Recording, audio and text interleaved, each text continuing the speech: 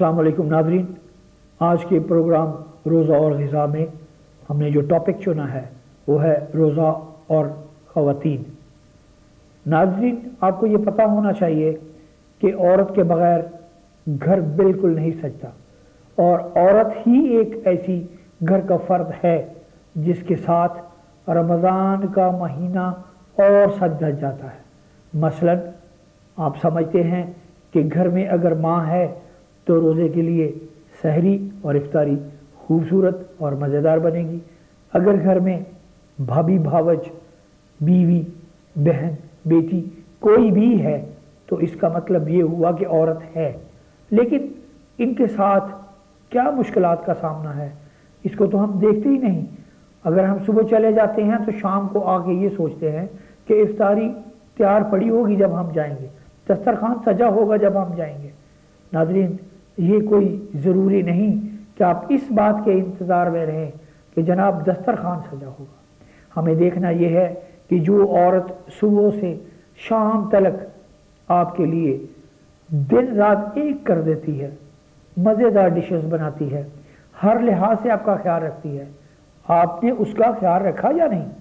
अगर आप घर के मालिक हैं, खावंद हैं तो भी, अगर घर में बड़े हैं, बाप हैं, भाई हैं तो भी आपको चाहिए कि घर की उस औरत का तो ख्याल रखें जिसने हमें सबको बिठा के इफ्तारी करवानी है और सुबह में हमें उठा के कहना है कि सहरी का वक्त हो गया है, उठें और रोज़ा रख लें।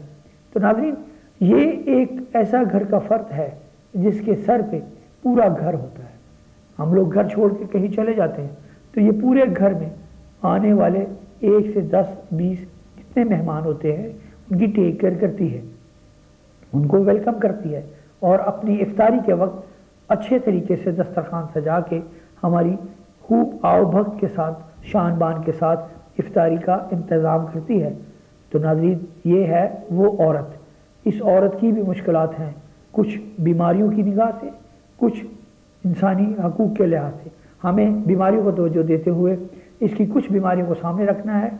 नंबर 1, कमर दर्द काम करने की वजह से या छोटी मोटी और प्रॉब्लम्स। इसके लिए भी हमने आज कोई अच्छी सी रेसिपी तैयार की है जिसके लिए हम एक नुस्खा बताएंगे।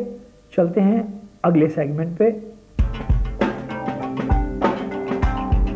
कमरकस 1 तोला, बादियाँ 1 तोला, कशनीज खुश्क जिसे सूखा धनिया भी कहते हैं 1 तोला, दाना इलायची खुर्द 1 तोला, तबाशीर 1 तोला।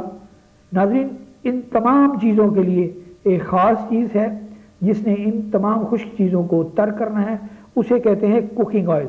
ये तकरीबन 2 टेबल स्पून या 1 तोला। इन तमाम चीज़ों को आपने मिलाकर अच्छे तरीके से तसल्ली कर ली है कि सफ़ूफ तैयार हो गया है। अब इसको इस्तेमाल कैसे करना है वो मैं आपको बता देता हूँ। आधा चम्मच सहरी में, आधा इफ्तारी में। अगर आप महसूस करें कि सर्दी ज़्यादा है या ठंड महसूस होती है तो आप सहरी और इफ्तारी में दोनों औकात में आप बेहतरीन दूध पत्ती बना के और वो साथ ले लें। इसके खाने से आपको एक तो ये है कि जिस्म में गरमाइश आ जाएगी, दूसरा ताकत। और अगर आप खुदा न खास्ता दर्द का कोई काबिल बर्दाश्त नहीं है, दर्द की इंतहा हो रही है, तो आप फिर रोज़ा नहीं रखें और वक्फे वक्फे से दिन में 3 मरतबा इसको दूध के साथ ही इस्तेमाल करें। और ये है आज की ताकत की बेहतरीन ग़िज़ा। इसके साथ इजाज़त चाहूँगा। अल्लाह हाफ़िज़।